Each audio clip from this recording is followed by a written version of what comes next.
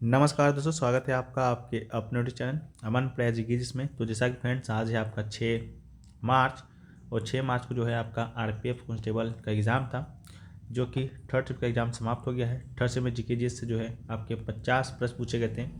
उन 50 में से अधिकतम जो रियल प्रश्न है हमें प्राप्त हो गए हैं। तो आज के इस वीडियो में हम उन सभी प्रश्नों को जो है डिस्कस करेंगे। साथ में उन प्रश्नों से रिलेटेड हम लोग एक्स्ट्रा फैक्ट को जो है वो देखते हुए चलेंगे। तो चलिए वीडियो को स्टार्ट करते हैं फ्रेंड्स, बिना किसी देरी के। इससे पहले अगर आप लोग चैनल पर नए हैं, चैनल को आप लोग सब्सक्राइब कर लीजिएगा। अगर आप लोग सब्सक्राइब किए हुए हैं तो नोटिफिकेशन बेल को जो है ऑल पर क्लिक कर लीजिएगा, ठीक है। और इसका जो पीडीएफ है आपको टेलीग्राम चैनल पर मिल जाएगा, जिसका लिंक डिस्क्रिप्शन में दिया गया है। तो आप लोग जाकर उसको भी ज्वाइन कर लीजिएगा। और RPF constable exam 2025 quiz and PDF plan से अगर आप लोग इसमें ज्वाइन होना चाहते हैं तो व्हाट्सएप नंबर है, दोनों में से किसी पर संपर्क कीजिएगा। इसमें आपको डेली 50 क्वेश्चन का क्यूज मिलता है रात्रि 9 बजे। साथ में आपको उन 50 प्रश्नों का जो है पीडीएफ भी दिया जाता है। और आरपीएफ कांस्टेबल का जो एनालिसिस हो रहा है उसका पीडीएफ भी आपको मुफ्त दिया जाता है, मात्र 49 पे। हिंदी और इंग्लिश दोनों में उपलब्ध है, लिंक डिस्क्रिप्शन में है, तो आप लोग जाकर उसको ज्वाइन कर सकते हैं। बाकी हम लोग शुरू करते हैं आज के पहले प्रश्न से। तो आज का जो हमारा पहला जो प्रश्न है वो पूछा गया कि समावेशी जो विकास है वो किस पंचवर्षीय योजना का जो है उद्देश्य था। तो इसका राइट आंसर जो है आपका 11वीं होगा। 11वीं पंचवर्षीय योजना जो है 2007 से 2012 तक जो है आपका चला। और 2011 से 12 तक 18 से 23 आयु वर्ग का उच्च शिक्षा में नामांकन बनाने का लक्ष्य रखा गया था। तीव्र और समावेशी विकास, गरीबी में कमी और निम्न के विकास दर में वृद्धि करना था। कृषि में 4%, उद्योग में 10%, सेवा में 9%, ठीक है। तो इसको भी याद रखिएगा। नेक्स्ट क्वेश्चन है कि भारत की 2011 जनगणना के अनुसार अनुसूचित जाति व अनुसूचित जनजाति क्रमशः देशों की जनसंख्या का डैश और डैश थी। तो इसका राइट आंसर 16.6% और 8.6% होगा। यानी कि अनुसूचित जाति की संख्या 16.6 और अनुसूचित जनजाति की 8.6 था। बाकी आबादी की बात करेंगे तो 10,42,81,034 जो है आपका एससी का था, यानी कि अनुसूचित जनजाति का। और 20,13,78,086 जो है वो आपका एससी का था, ठीक है। एसटी का आपका 10 करोड़ था और एससी का तो आपका 20 करोड़ था, ठीक है। नेक्स्ट क्वेश्चन है कि किस विटामिन की कमी के कारण जो है बेरी रोग होता है। तो इसका राइट आंसर विटामिन B1 होगा, जिसका रासायनिक नाम जो है आपका थायमिन है। और ये रोग 2 प्रकार का होता है, गीला बेरी और सूखा बेरी।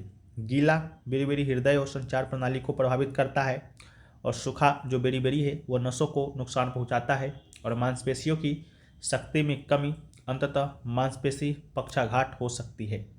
अगला है कि राज्य में विधान परिषद को भंग करने या उसका गठन करने की शक्ति जो है वह किसके पास है। तो इसका राइट आंसर जो है आपका संसद होगा, ठीक है। राज्यों में जो है आपका राज्य विधान परिषद के उन्मूलन और निर्माण की शक्ति जो है अनुच्छेद 169 के अनुसार भारत की संसद में जो है निहित है। और राज्य विधान परिषद बनाने या समाप्त करने के लिए राज्य विधानसभा को एक प्रस्ताव पारित करना होगा, जिसे सदन की ताकत के बहुमत और वर्तमान और प्रत्यान के 2.3 बहुमत पूर्ण प्लस विशेष बहुमत द्वारा जो है समर्थित होना चाहिए। जब एक विधान परिषद बनाई या समाप्त कर दी जाती है तब भारत का संविधान भी बदल जाता है। और हालांकि अब इस प्रकार के कानून को जो है अनुच्छेद 368 के तहत संविधान संशोधन विधेयक नहीं माना जाता है। राज्य विधान परिषद बनाने और समाप्त करने का संकल्प जो है राष्ट्रपति के द्वारा जो है घोषित किया जाना है। अगला है कि 8 अगस्त 1942 को जो है करो या मरो का जो नारा है वो किसके द्वारा दिया गया था। तो राइट आंसर जो है आपका महात्मा गांधी जो है आपके हो जाएंगे। महात्मा गांधी जी के द्वारा ही बम्बई में जो है बम्बई के ग्वालिया टैंक मैदान में जो है भारत छोड़ो का नारा जो है दिया गया था। तो इसको याद रखिएगा। इसके अलावा भारत छोड़ो का प्रस्ताव का जो प्रारूप है जवाहरलाल नेहरू जी के द्वारा, और जगत प्रकाश नारायण को भारत छोड़ो आंदोलन के नायक के रूप में जाना जाता है। और नासफ अली को जो है भारत छोड़ो आंदोलन की नायिका के रूप में जाना जाता है। विभाजित और छोड़ो भारत छोड़ो आंदोलन में मुस्लिम लीग के द्वारा जो है अपनाया गया नारा था। करो या मरो छोड़ो आंदोलन से जुड़ा प्रसिद्ध नारा है। भारत छोड़ो आंदोलन के दौरान जो है लॉर्ड लिंथगो जो है भारत के वायसराय थे। इसके अलावा नेक्स्ट क्वेश्चन जो पूछा गया कि लखनऊ से 1857 की क्रांति का जो नेतृत्व है वो किसने किया। तो लखनऊ से बेगम हजरत महल होगा राइट आंसर। और दमन की बात करेंगे तो ब्रिटिश कादिर तथा दमन करने वाले अधिकारी नेतृत्व करने वाले जो है बेगम हजरत मौलवी बिशिश कादिर थे, और दमन करने वाला जो अधिकारी था कॉलिन कैंपबेल और हेनरी लॉरेंस था। ठीक है, अगला है कि निजता का अधिकार जो है किस अनुच्छेद के तहत जो एक मौलिक अधिकार है। तो राइट आंसर अनुच्छेद 31 होगा। निजता का अधिकार अनुच्छेद 31 के तहत जीवन और व्यक्तिगत स्वतंत्रता के अधिकार के तहत और संविधान के द्वारा गारंटीकृत स्वतंत्रता के अधिकार के एक भाग के रूप में जो है आता है। और सुप्रीम कोर्ट ने घोषणा की कि निजता का अधिकार एक मौलिक अधिकार है, और आधार मामले में भारत के सर्वोच्च न्यायालय द्वारा निजता के अधिकार को जो है बरकरार रखा गया था। इसके अलावा अनुच्छेद 14 कानून के समक्ष समानता, अनुच्छेद 16 सार्वजनिक रोजगार के मामलों में अवसर की समानता, अनुच्छेद 19 वाक स्वतंत्रता संबंधित कुछ अधिकारों का संरक्षण, अनुच्छेद 51A मौलिक कर्तव्य, 76 भारत का महान्यायवादी, 32 निधियों सहित मौलिक अधिकारों के प्रवर्तन के लिए उपाय। ठीक है, तो इन सभी को भी आप याद रखिएगा। नेक्स्ट है कि भारतीय संविधान का कौन सा अनुच्छेद अधीनस्थ न्यायालयों पर नियंत्रण से संबंधित है। तो राइट आंसर 235 होगा। अनुच्छेद 235 अधीनस्थ न्यायालयों के नियंत्रण का प्रावधान करता है।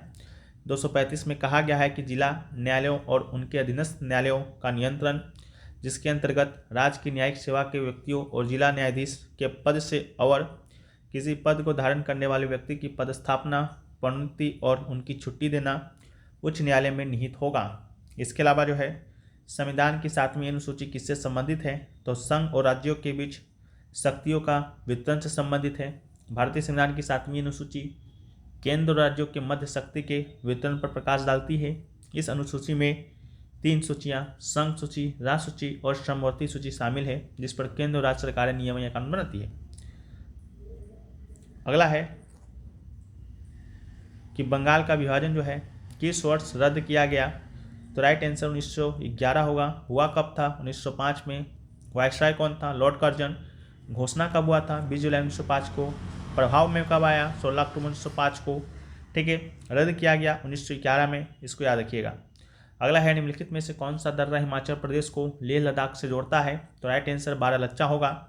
बारालच्चा दर्रा जास्कर श्रेणी में कुछ पर्वतीय दर्रा है जो हिमाचल प्रदेश के लाहौल जिले के लद्दाख के लेह जिले को से जोड़ता है। लेह मनाली राजमार्ग दर्रा से होकर गुजरता है।